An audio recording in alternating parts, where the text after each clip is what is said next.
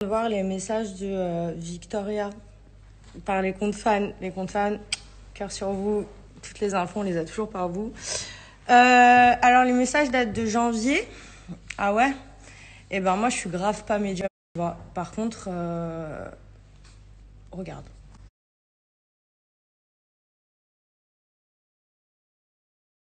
Donc, vu que t'es une petite idiote, hypocrite et menteuse, voilà, moi, je vais juste expliquer une chose. Si j'ai réagi comme ça par rapport à Océane, parce que vous allez voir dans les messages, il était propos d'Océane, étant donné que Vivi, moi, tout ce que je pouvais penser d'elle en mal, tu étais tellement virulente que t'as failli la monter en l'air aussi, voilà, chose que, bah, bien entendu, dans la télé, on vous coupe des choses, donc il y a des choses qu'on ne voit pas, n'est-ce pas, madame, je me suis cassé la main dans la porte. Voilà, donc déjà. Et du coup, quand je te vois forcément en train de passer de la pommade comme ça en ITV, bah ouais, moi je trouve que t'es une grosse hypocrite. Et vu que moi je suis pas une hypocrite, et bah forcément je te l'envoie en pleine testasse, ma copine. Et du coup, ouais, je te parle pas. Et d'autant plus qu'en février, c'était après la conférence de presse, comme tu peux le voir, étant donné que cette vidéo date de la conférence de presse. Et j'étais bien au courant de tes petites puteries nocturnes. Voilà, mesdames et messieurs, tout ça pour vous dire que vous voyez bien que ce milieu-là, ça pourrit cacahuète la tête. Clairement, encore une preuve. Voilà, bel exemple. Moi, je pense que tout le monde sait que quand j'ai un truc à dire, je suis assez franche et j'ai pas de problème à dire à qui que ce soit, quoi que ce soit.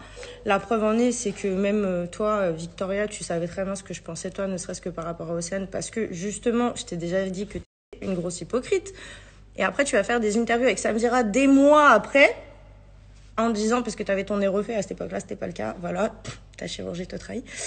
Et en disant, ouais, elle m'a snobé, je comprends pas pourquoi. Bah alors, c'est toi. Bref, moi, il est clair que je suis pas du tout médium ou voyante, en tout cas, mais toi, c'est sûr que t'es amnésique. Voilà. Donc, il n'y a pas de problème, il y a des traitements pour ça. Laissez-moi en dehors de vos histoires.